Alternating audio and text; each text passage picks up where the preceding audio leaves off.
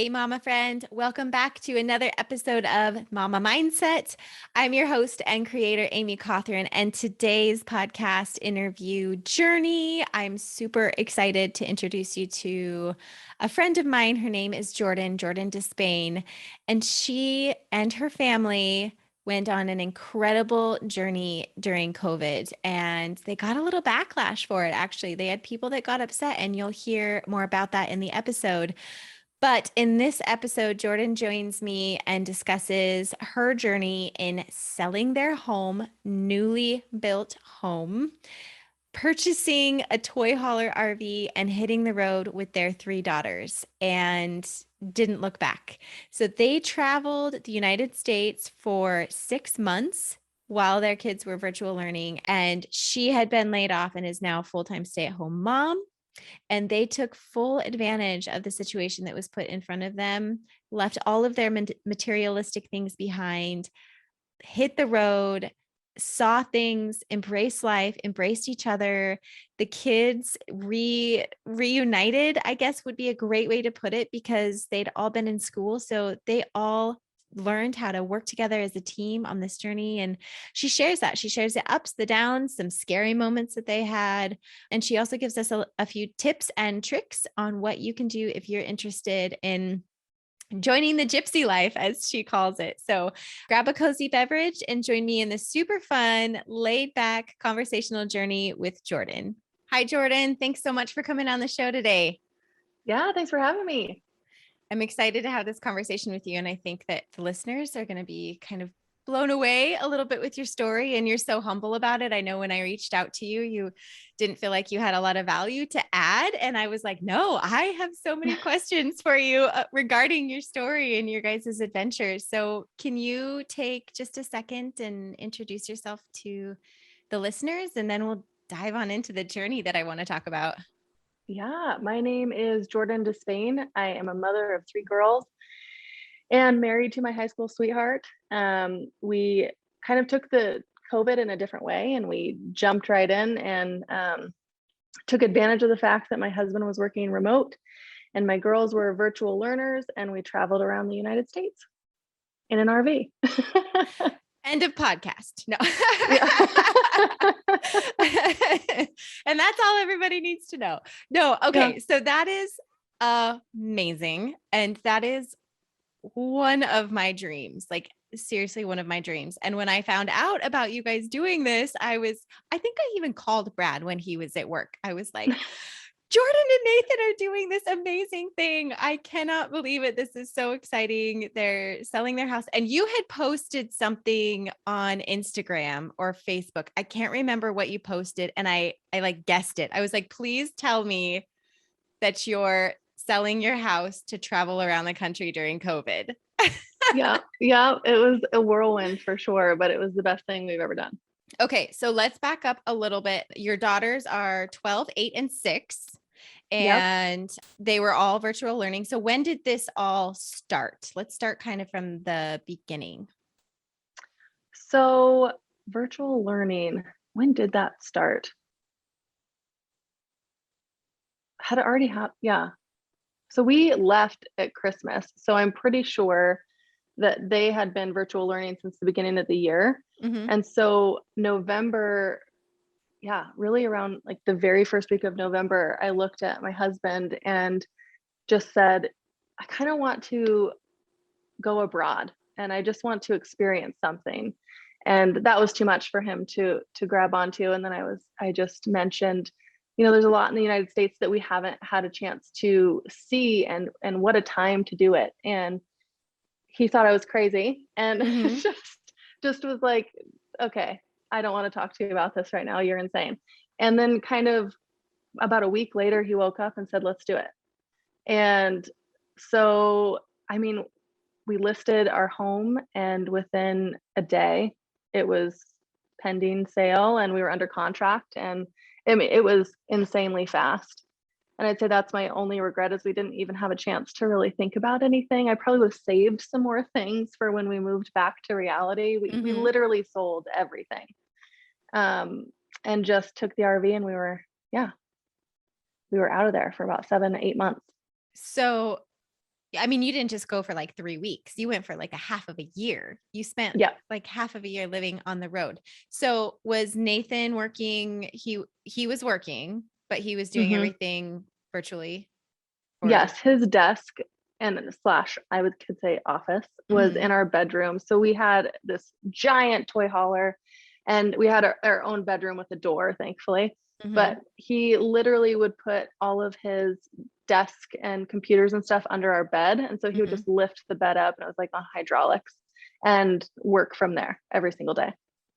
So how did he have to put like a full 8 hours in, Monday through Friday? Mhm. So you guys just traveled in between that and everything? I I would say the only yeah, so we traveled on weekends only. Mhm. And then besides, we went to Universal Studios in Florida, and he did take a week off for Disney World and Universal. But Mhm. otherwise he worked.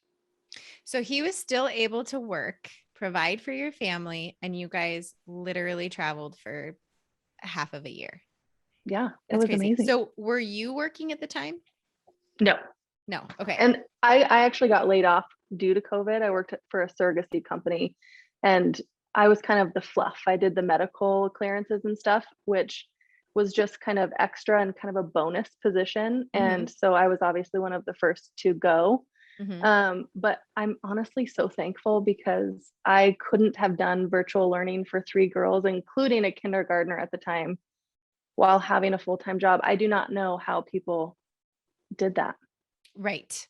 I know Yeah. it was it was such a struggle for people. I was so grateful to be home during that time. I mean, Yeah. Can you that imagine? was no, I am very, very grateful now more than ever for our decision for me to be home and just the lifestyle that we lead in only having one income and being okay with that. And then just my availability to be there for the girls through all of this Hmm. craziness. Yeah. I've 100%. never felt more grateful. So I love that you were able to do that as well.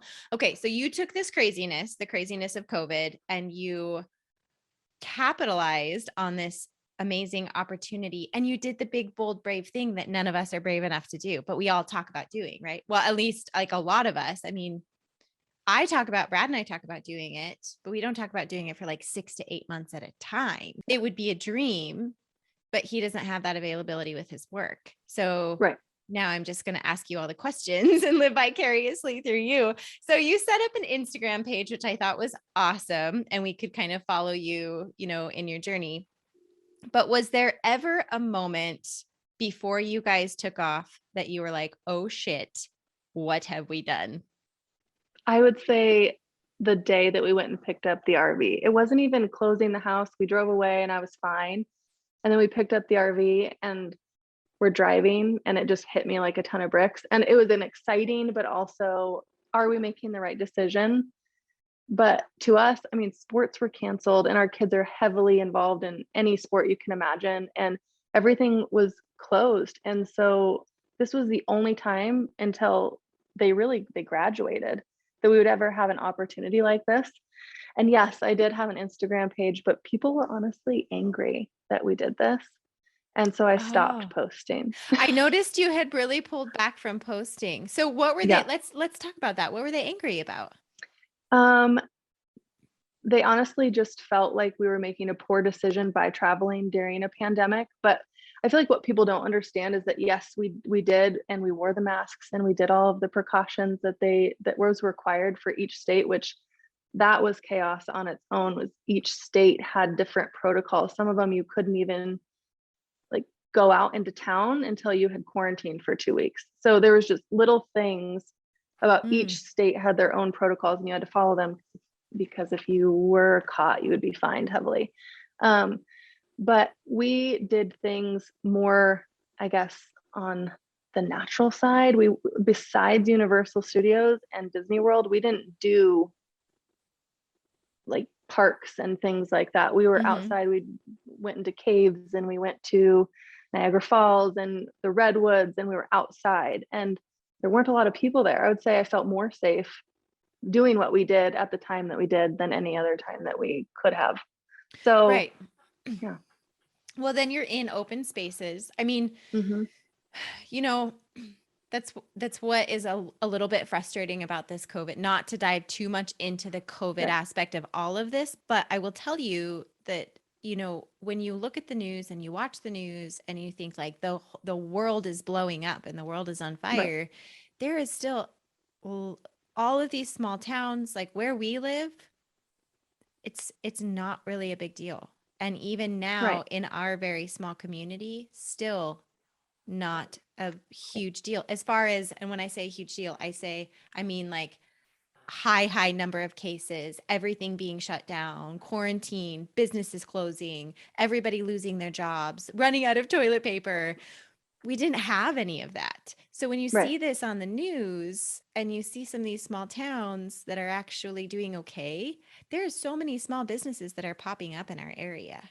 And you're like, I mean, this is not what's going on in California and New York. And, like there's such a difference versus what you're seeing on the news. So when you guys are Yeah. traveling, I'm sure you were like, actually, we're safer because nobody else is traveling right now. And we haven't seen anybody in a week. Right. I I mean, mean, that's truly how it was. And I yeah, respect, the fact that it is scary. I've yeah. heard many a story. We've been lucky, but we were also very respectful and took the precautions needed. So Hmm. I did stop posting. There was a lot of politics involved, and I didn't want it to be that way. I Yeah. just wanted it to be something that really my family could follow along. So we kind of pivoted, and I sent emails and stuff instead, which was Yeah. fine. Yeah. It's fine. And that was, that was what that's the problem with social media sometimes and everything going on in the world. I think it's very brave of you and wise of you to just step away from that instead of engaging in that and then continuing to push forward when you guys were there in that moment and like turn it into something more political by responding in a political way and Yeah. I I just saw know it's some not of your personal. yeah, exactly. So I saw some of your posts and I thought I never once thought anything that you guys are being irresponsible or putting your kids in danger or terrible parents that, like yeah. putting the rest of the communities in danger. I never once thought that at all. I thought you guys did a great job of, I mean, not that I was even thinking about that. I was actually just really blown away with the fact that you guys were traveling across the country. It was amazing. Yeah. I was fangirl over here. Okay. So your oh shit moment happened when you picked up the camper and then where did you go with the camper? What was your next steps? So our first stop was Asotin, Washington, where my parents live, and we just Okay. kind of got organized and situated and spent Christmas there, and then we headed up to Hood River and Astoria, Oregon. Hmm. And how long were you guys there? We were in Astoria for about 10 days, and Mhm. it rained most of the time. Oh It was no. beautiful, and I Yeah. honestly, we don't mind the rain. We don't And mind really any weather. So was that the first time the girls had been to the ocean? my oldest had gone one other time, but she was very young. So yes, I mean, I would say that was their first true experience of them being able to remember it, and that was Mhm. our. I mean, I will never forget that. That was a really great time. Yeah. So let Astoria is me beautiful. let me ask you about the kids and all of this. How did that conversation go? How did that first conversation go? They were all really excited. My 12-year-old is, I think, about 45 at heart. And so she's like, what an experience. I can't wait to just immerse myself in all of these different states, cultures. And it just cracked me up. I mean, so then her little sisters were very excited, and nobody thought twice about it. Hmm. So, I because would say the people that had the hardest time were parents, our parents. your parents, Hmm. yes. What are you doing? This is a terrible idea. You're Why are you insane. selling your Yeah. yeah, exactly. I have had so many conversations with people lately about our parents and the decisions that we're making as very responsible, educated adults and them questioning, like very judgmentally questioning what we're doing or not doing in our lives. Hmm.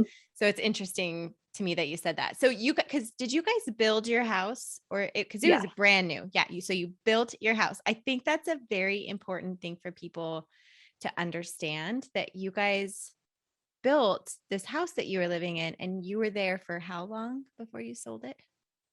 2.5 years. Yeah. Yeah. Holy crap. I know. But that's amazing, because here's the thing, and this is what you and I had messaged about a little bit, like as you guys were kind of starting on this journey. I don't even think that you guys had left yet, is that you're a house, your things, all of those items are just materialistic things. They're not Mhm. necessities, especially in this day and age. You can live in a huge RV, which is as big as some people's homes, bigger Right. than people's homes across the rest of the world, So if you can let go of that, which is what you guys did to get to that point and make that decision to sell it and be okay with that. I mean, that's amazing. Was there any part of you that wanted to keep the house? I mean, I think people, that's the holdup. That's the holdup for a lot of people is I don't want to sell my Yeah. home. I don't want to leave. I just really looked at it as this truly is a once in a lifetime experience. And these are all, like you said, materialistic things. Yes, I loved our home. And we had kind of finally really, I mean, 2.5 years, we kind of were just settling in, I would say. Mm-hmm. And I loved it and it felt like home. But at the same time, to me, these experiences were worth more.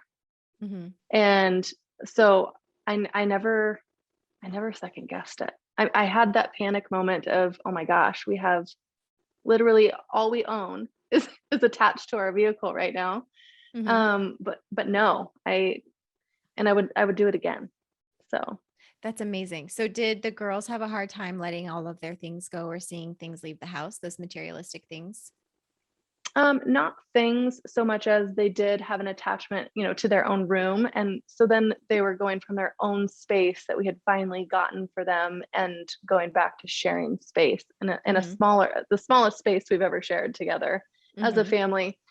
Um, but I would still would say no. I mean, they were all really excited and yeah, we hyped it up a lot, but by that point, by the time we had bought in the RV and everything and our families had accepted it, everybody was hyping it up and we were all really excited. And we actually all sat down as a family and Googled places we wanted to see and wrote them all down and made the plan together. Mm-hmm. I think that was really big. Mm-hmm. To see the So plan and to have them have some input in the plan, yes, what they wanted to do and see.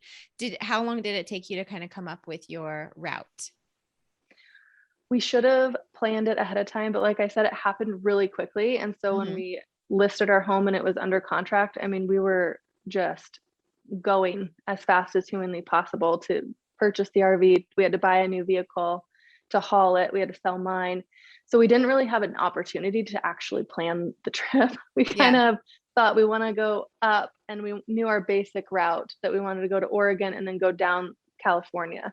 Mm-hmm. And so when we were in Astoria, Nathan and I had really narrowed the trip down a little bit more, but it was kind of by the seat of our pants Mm-hmm. still the entire time. Yeah, that's okay. So That's what I was going to ask. That was my next question, is if there was parts of the trip that you just were kind of winging, or or because there's two types of traveling, I feel like, or maybe there's three. There's like the heavy planners. I'm going to map out every single place that we're going and we need to leave by this time to make it here by X time, and we're not steering from this plan. And then there's the other, like, okay, we're going to kind of plan this and then we're going to kind of wing this. And then there's like just the full out, we're winging it. We're going to see where the wind takes us. And I don't know if I could be quite that adventurous with the kids. So where did you fall on the spectrum? I'd say we ended up in the middle. My plan was to be Mhm. category number one, but that's also not my personality. I am definitely a wing and see what happens. The only reason we couldn't do that 100% was Nathan's job. You had to have internet. And so we really Mm. planned our trip around Wi-Fi. So, I which didn't was even think interesting. about that. That is really, you could write an entire map. Oh my gosh, Jordan, you should do that. You could do an entire, like, how to travel the United States to stay connected if Yeah, you're working. it was huge and it was hard. But I mean, he never had a point where he didn't have it. So we did it right. That's amazing. The power of the internet and our phones, I guess, too. Yeah. Yeah. Okay. So was there ever a moment on your trip that that was a scary moment that you were like afraid? I just scared. I would say two. One, we were in Texas when that snowstorm hit, Mm. and we were actually in El Paso, so I think we got it the least. But just honestly, I'd say that was only scary because we lost power and water for a couple of days. But we're also from Montana, so we did okay. Right. We brought everything to be prepared, but I mean, there was no heat guns. People were frantic. So I'd say people's response to that was a lot more nerve-wracking than maybe being in it, but also we've experienced it. So Mhm. I took that with a grain of salt. But and then the other one was when we were in Phoenix, Arizona, there was a massive windstorm. And I mean, places where we parked in our RV park, I mean, things were torn off their RVs and thrown across, and stop signs were folded completely. I mean, it was intense weather. Mhm. I would say those were the biggest ones for me. So mostly the weather and the Mhm. unpredictability of the weather. So how did you guys plan and prepare for that? Did you just again kind of wing it? Because you guys packed up and left like really, really fast. So you didn't Yes. know. And if you're going across the United States, there's all different kinds of weather. It's like warm here and cold here, rainy here, Yeah. snowy here in Texas. Like, so how did you Yeah, we guys? knew we would head back prior to hurricane season in Florida. So that was kind of Mhm. like, we need to get to Florida by this time and then start moving up. And we actually just missed where, I think on the East Coast, they ran out of gas or they limited gas or something where people weren't able to fill up their vehicles and stuff. And we had just missed all of that. So we were all in these like on the outer cusps, all of this extreme weather, but we didn't actually get the full effect of it, which was really lucky for what everybody got hit with. I mean, we were literally everywhere that the extreme weather hit throughout that entire 7 months. But we just were Mhm. on the outside of it, which was nice. Did you follow any kind of a plan or I mean, did you Pinterest? I always go to Pinterest. Did you Pinterest like how to travel across the United States with a family? Or did you have any kind of like a book that you read or a plan that you followed? Or was it just you guys following your heart?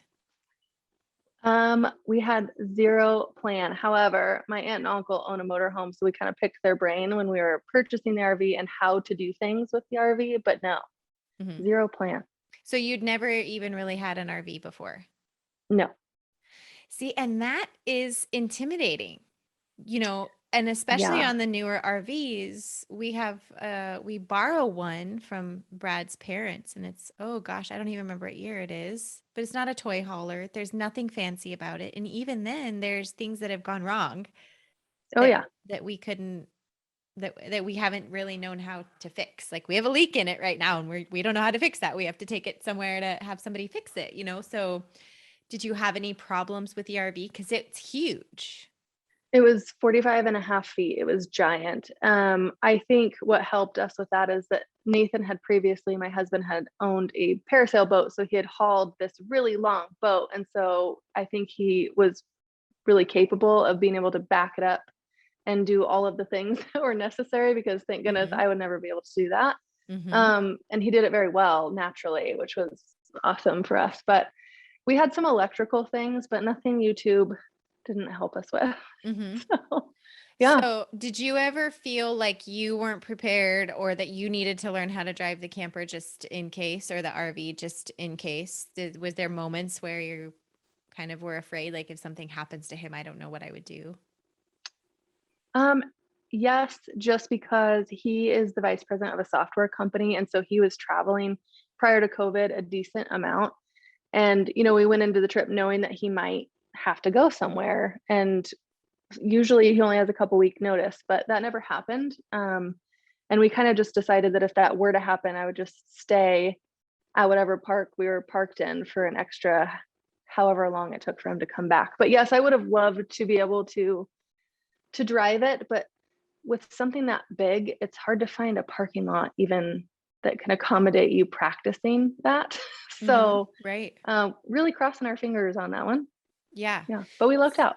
So the RV parks that you guys stayed at and the places that you stayed, were they pretty accessible for the RV if you needed to just pull in somewhere? Because I'm thinking like I'm a planner, like I'm a like I'm a worrier sometimes with things like that. Hmm. If like something happens to Brad, I have to be able to at least be able to pull in somewhere where I can get in. And there's people that buy RVs all the time that don't have any experience. So Right. I guess how when you guys were traveling, do you think you'd be able to do that? Or were you backing up into RV spots a lot? So when you book RV spots, you can put in how large your actual RV is.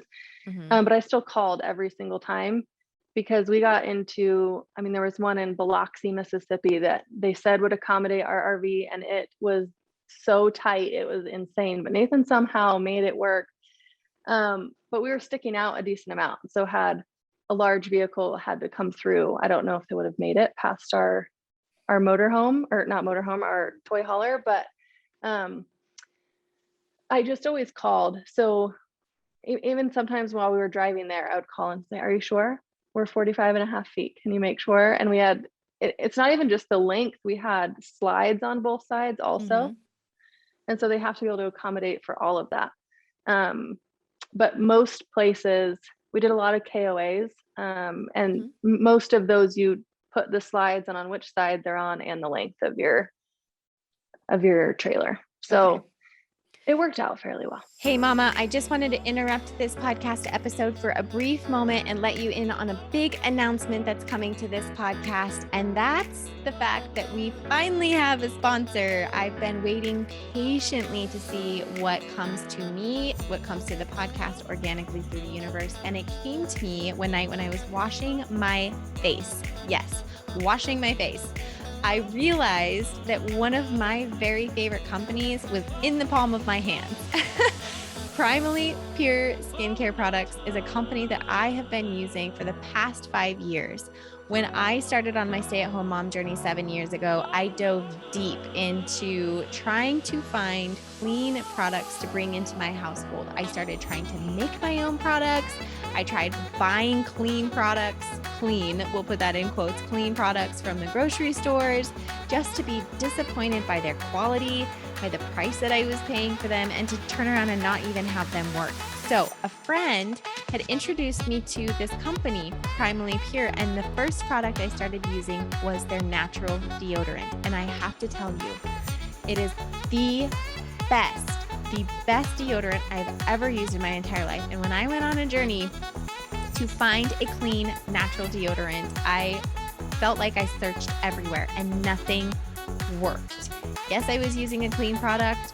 Was I walking around smelling good? Abso-freaking-lutely not. I found Primally Pure, loved their deodorant. I use their unscented one, but they also have incredible scents as well. So now that I'm sponsoring with this incredible company, what does that mean for you? That means that if you use the discount code Mama Mindset, you get 10% off your first purchase, which is incredible. They also have a subscription option that you can sign up for and a plethora of products that I will introduce you to as we continue down this journey. But for now, go check out their website, primallypure.com. If you're interested in any of their products, especially their deodorant, I cannot rave about it enough. How good it is, how wonderful it is, how long it lasts. It's incredible. Don't forget to use the discount code Mama Mindset at checkout for 10% off your first purchase. And with that being said, let's get back to this incredible episode. So when you guys traveled and you stayed places, how long did you stay there for? About a I'd week say at a the time? longest, yeah, a week, 2 weeks. We stayed in New York and Florida for about a month, Mm-hmm. but typically about a week to 2 weeks. Okay. And did you guys see Mhm. family when you were out on this adventuring? Yeah, my family that's actually from Lewiston, Idaho, somehow we met up in Florida, and they got to stay with us for about a week. And they had their own motor home, but it was really nice. It felt like camping back home. And then we had family in Wisconsin. My uncle flew down to Texas and stayed with us for an evening. Just little things like that. But Mm-hmm. yeah, it was awesome. And that So felt good. what was your, how did you guys decide when it was time to come home? Did you have an end date that you for sure wanted to be back home? We had one in mind. We wanted the kids to be back. So they actually went back face to face while we were on the trip over in Montana. And so we wanted them to be back for sure by their last week of school, just to be able to say goodbye and wrap it up. And, they had been on Zoom basically and seeing everybody, but just to be able to give hugs goodbye and do all the things. Mm-hmm. So that was our plan. Nathan's work actually wanted him back a little bit earlier. So we kind of had to cut it a little short and drive kind of through a lot longer stints than we were used to, but we made it back. Mm-hmm. Did the girls get homesick at any point? How did that go with the kids? Or were they totally fine adventuring the whole time? They were totally fine. I mean, I'd say fought less in this RV than they fight at home. They kind of realized, I think, that we're the only ones that we're going to be with for this next little while. So you better become really good friends. And they did. I mean, even our 12-year-old was playing with our 6-year-old, which doesn't happen very often. And everybody just became really, really close, including my husband and I. We just got that much closer. Mm-hmm. Well, you had to work together. You had to work together as a team, not just you and Nathan, but you and Nathan and the Yeah. girls. Like you had to be one unit the whole time that you were there. So did it make you feel like, so now you guys are in a home, you purchased another home.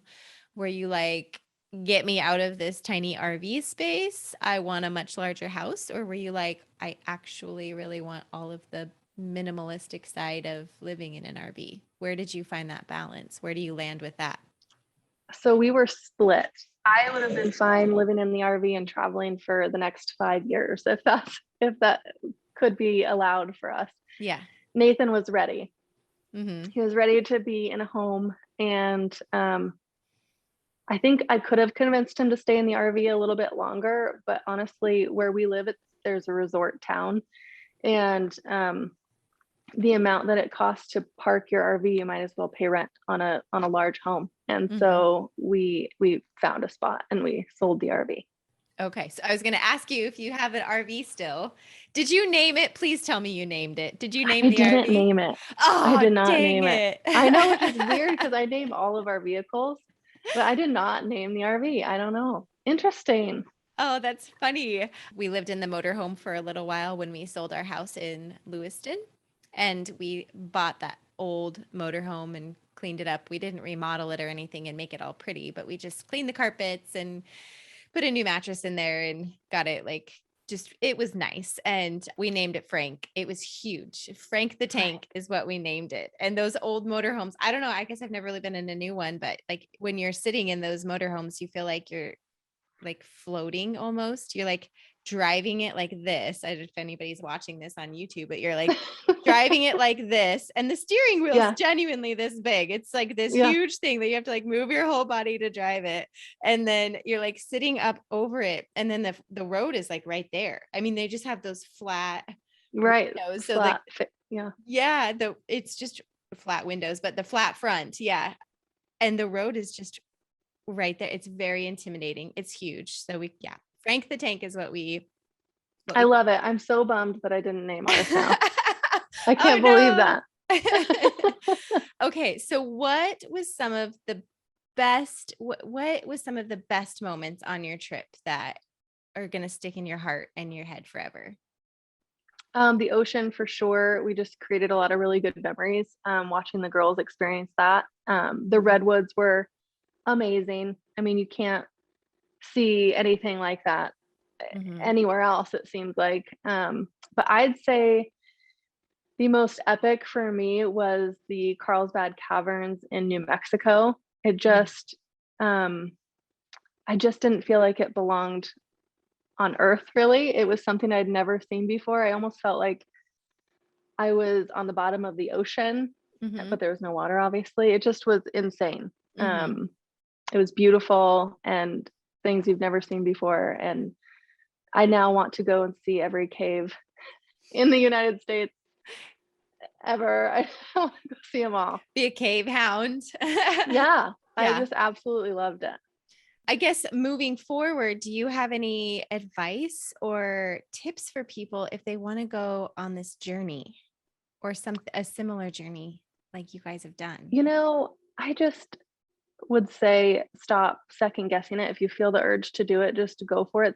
The worst that's going to happen is I mean, you might break down or something like that, but you can always fix that. It's just the same as driving a vehicle. And so to me, I listen to friends and family that say, I wish I could go and do these things. And some of them are single and they have no kids. And to me, that's just like, go do it. Yeah. Go and take it. Just life's just going to continue passing you by. Just grab a hold and go experience new things. Mm-hmm. Has your perspective on life and your perspective on stuff shifted? I would say it's pretty much the same. I've never had an attachment to things. I would rather just go and experience things. And so no, to me, my perspective hasn't really changed in that regard.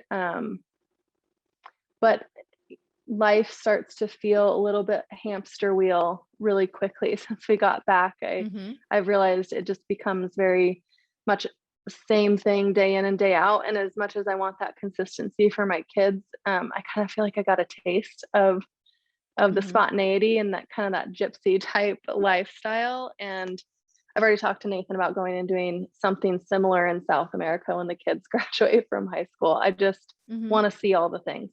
Mm-hmm.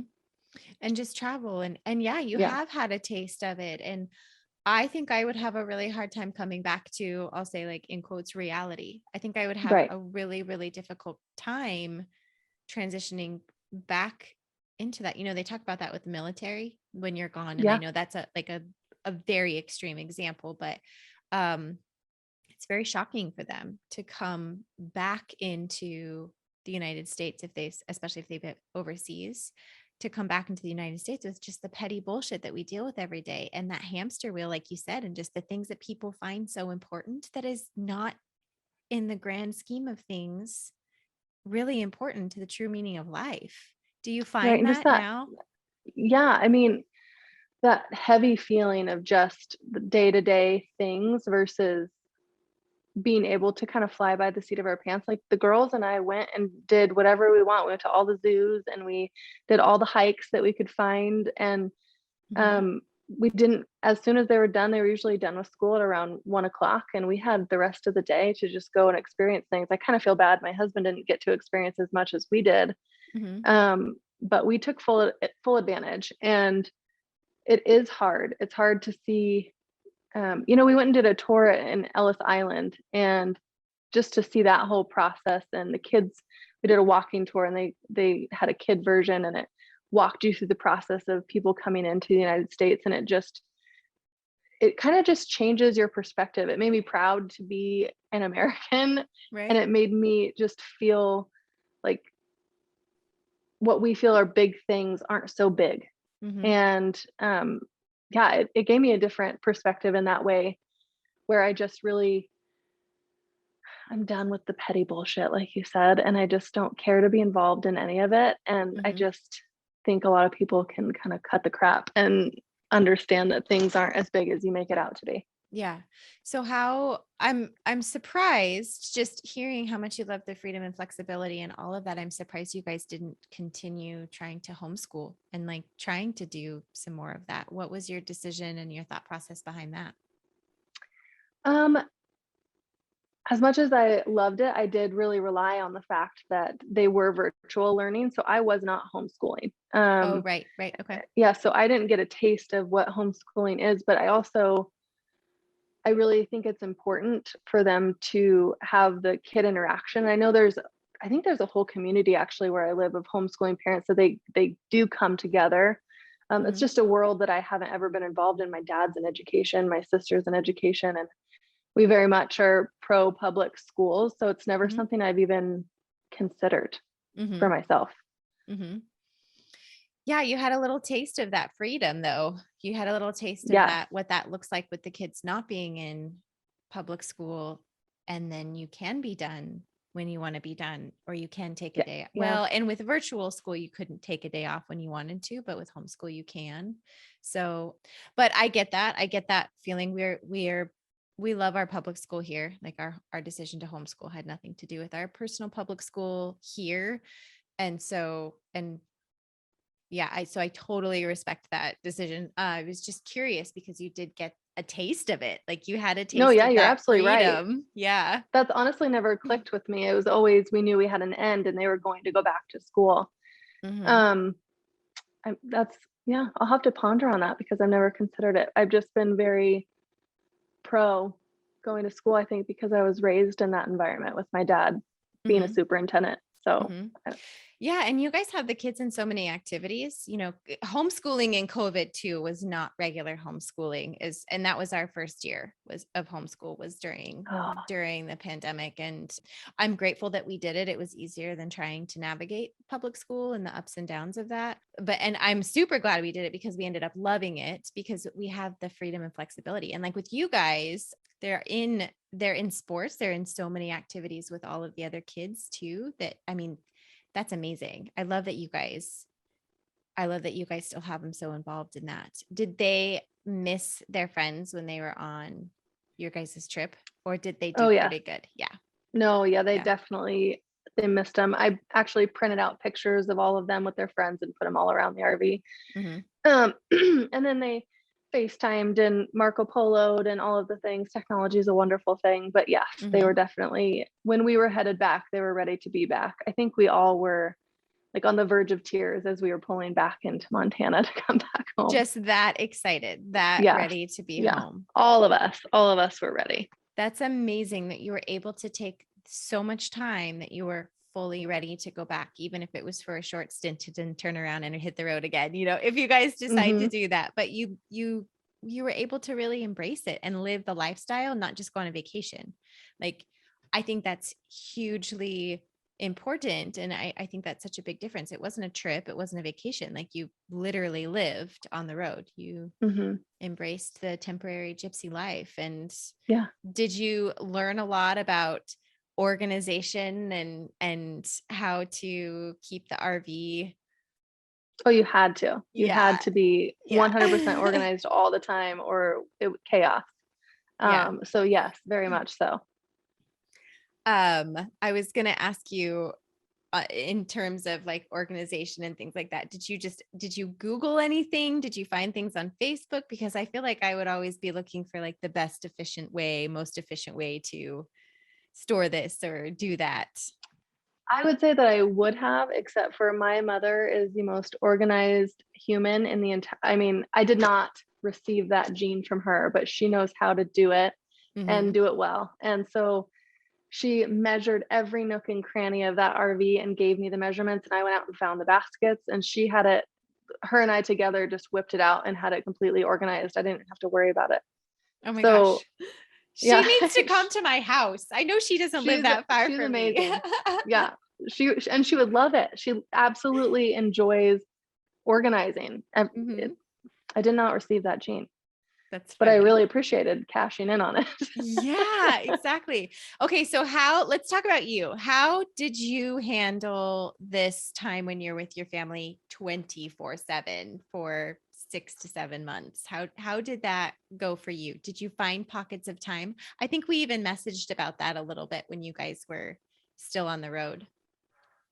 I So my youngest daughter, it's virtual learning. Yes, it was in place, but I very much had to hold her hand through it. She's in kindergarten and you had to Mhm. explain every little thing. I would help her. She would usually be done around 11. And then the other two would work until about 1. And so from that 11 to 1, I would let her kind of play a game or whatever the case may be. And I would just go outside and go for a walk by myself or in we only went to one RV site that had an actual gym, but that was huge for me where I just was able to go to the gym every day and just, even if I just went there and just stretched, it just was time for me to be alone. Mhm. And I definitely did that every single day. Mhm. When you could, or the walk. You're saying you did the Or the walk walk. every day? I don't care if it was raining or snowing. I was out at least like walking the perimeter of the RV place because I just needed to be outside. Mhm. Which is Because interesting yeah. because you're in an RV and you're outside, but yet you're not because you're still in a tiny container. I mean, you're in a Well, box. yeah, and like I said, we did hit a lot of weather, and so we were Mhm. inside more than we ever would have planned or wanted to be. Mhm. Um, and I mean, they just wouldn't want to go outside because it was pouring rain or the wind was blowing really hard or It was snowing. But I still went because I had to. Mm-hmm.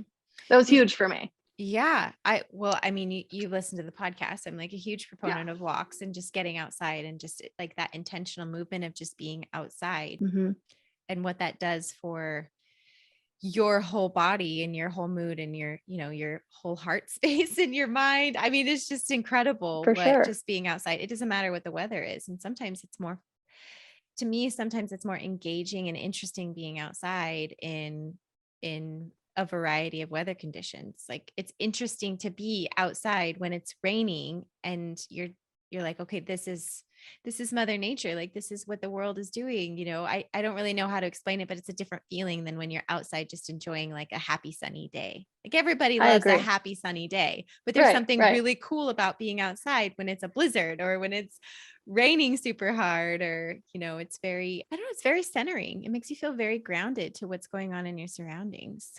I agree. I needed it, and I made sure that I did it every day. Nathan would go with me in the mornings when he'd have a little bit of break. So when we were on the East Coast, he would start later and then work later in the evening just because of the time change. And so in the mornings, him and I would go on walks together. But the kids brought their bikes and their scooters, and they were outside constantly too. So it was great. Did you journal or do anything else on the road, like while you guys were traveling, to try and kind of keep memories or time for yourself? I should have. I took lots of pictures and videos, and I made the kids actually journal everywhere that we went, but I myself did not. I just don't make that a priority, but I'm working on it. Yay for working on it. Gratitude journal. Do your gratitude journal. That's exactly what I'm referring to. Yeah, I know I should, and I need to, but I haven't yet. You can do it. Next stop is my challenge. You should do it. Yeah, I've been watching that. I've been eyeing it. Yeah. Well, Jordan, do you have anything to leave the listeners today about your experience? And I know we already talked about some tips and things like that, but is there anything else that you just feel like you just have to share with the world about this experience that you guys have had as a family? I would just say that if everybody's on board and you're considering doing something like this, just listen to the pull because it's worth it. I love that. I'm so inspired by you and so inspired that you did listen to that pull and that desire to do it. And you guys did it incredibly fast. And I also wanted to tell you that I think if it would have happened any slower, there's more of a chance for you to back out. There's more of a chance for you to think about it and for sure change your mind. So I think that one of the best things that happened to you guys was it just all really came together. That's, to me, the power of the universe, God, whatever you want to call it. That's what spoke to you. And then you leaned into that. And then look where it took you by leaning into that. If you would have, hesitated or pushed back, you might have just missed that opportunity. Who knows, like the house maybe wouldn't have sold. You don't know any of these other variables, but you leaned into it when that spoke to you and it all came together. And I think that more than anything out of your whole story and everything that you guys have done, I think that aspect right there is the most inspiring part of it. It takes a very brave person to do that. And I think you're like less than 1% of the population that would ever actually take the plunge to do something like that. I shouldn't throw out statistics. I get in trouble. I got in trouble a while back for throwing out some statistics, even though everybody knows that I'm exaggerating. But you're a minority, I should say. You're a minority in your thought process and your ability to take action on that. And I think if we all took action in that way on things that filled us up and things that made us feel good and things that interested us, we'd all live much more fulfilled and joyful lives. And we would all put aside the petty bullshit like we were talking about to just live our truth, to just live our own path and follow it. So yeah, it's in all of us. I just want more people to listen to it. Yeah. Well, our goal moving forward is to get our house paid off, and the girls are on board with that. We love our house. We are the people that are attached to our home and our property and where we live. It's kind of our dream space, and we want to die here, which, I mean, in 5 years, it's beautiful. We love it. Yes, we Yeah. love it. But that being said, it does tie us down. It is the last thing that really is tying us down, and we want the freedom. And so our goal is to get the house paid off as quickly as possible. And the girls are already on board, and Brad's also very tied to his work. He can't Hmm. do anything remotely at this point in this juncture. But he'd be able to take 3 or 4 weeks off, hopefully, fingers crossed. And we want to travel the United States as soon as it's Yeah. paid off. Like, have somebody watch the dog if he's still around. And we want to take the girls, and it wouldn't be 6 months. I wouldn't be able to do the 6 months because of his job, but 3, 4 weeks. Like, I want to go. I want to take the You can get a girls. lot packed in 3 or 4 weeks. That's what I think. Hmm. And if we can do 3 or 4 weeks once a year, that was kind of our goal. Like, we'll do 3 or 4 weeks immediately, right off the bat. And then maybe the next year we do another 3 or 4 weeks and take a different route. I so badly, especially with this homeschooling, I so badly want to do that. And the fact that all of the cards lined up for you guys, and you took a snapshot picture of that, and you're like, holy cow, we have this opportunity. And I'm not going to look at it as like a bad thing. We're stuck at home. We're going to capitalize on it. That was amazing. We did the same thing with the tent. We're at home, everything's closed down. People want to travel and they can't travel. So we're going to open up an Airbnb glamping experience on our property so people can still come. It's outside. We kept it very Yeah. sanitized, very clean, and people loved it. So we actually had 2020 was one of our best years. And it sounds Oh, my like parents saw your listing and told me about it. I was like, oh, that's Amy's. And they're like, we're dying to go. they need to come. They need to Yep. come. And you guys Yep. need to come too. You and Nathan, next time you're in town, let me know and you guys can come stay. It's Um, beautiful. You guys did a great job. Thank you. It was great. I mean, it was a way for us to capitalize on Yep. the shitty situation we were all in. And that's what you guys did. 2020 is probably, I would imagine, probably one of the best years you guys have ever had. Because It really was. It's when did hard to say that. it's the But end of 2020, and then when did you guys get back um, the very last week of May. of this year? Yeah. Hmm. Yeah. So, I mean, that's end of 2020, 2021. Like, it's very hard to say, and it's hard for people to hear that, especially if they're going through some really hard times right now, or Right. they had a really hard time in 2020. But, there's a lot of people out there that really took a really bad situation and tried to make the best of it. Yeah, we were lucky, and Yeah. it worked out for us. And I feel very fortunate, and it was an amazing experience. Yeah, I love that. Okay, well, thank you so much for coming on today, Jordan. I really appreciate it, and I know the listeners are gonna absolutely love your story and love your bravery and your journey. So I appreciate you sharing it with us. Well, thanks for having me. Absolutely. All right, we'll talk to you soon. Bye. Bye. Hey, mama friend. Thank you so much for joining me in this conversational journey with Jordan today. I left this conversation incredibly inspired by her ability to take massive action in following a calling. I'll just say it sounded like it was a calling, something that spoke to her, something deep within her that wanted to take advantage of the situation that they were in. So if you would like to get a hold of Jordan, if you have any questions about her journey, or if you have any questions, you want to hit the road as a gypsy, I will put her contact information in the show notes below. You can reach out to her and email her.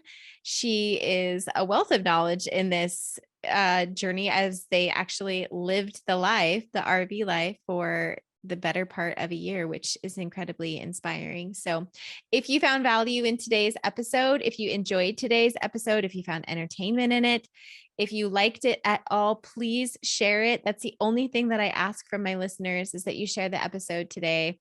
It really helps me grow this community, and it's the best way for me to get this out there. So I appreciate all of you who have shared it in the past. If you have shared an episode in the past, please share it again. Just share it every single time you listen to it if you found value in it, because again, the episodes are free to you. Free, valuable information that I bring right to you every Monday and Thursday. So thank you again for listening today, sweet mama. I look forward to talking to you all again very soon.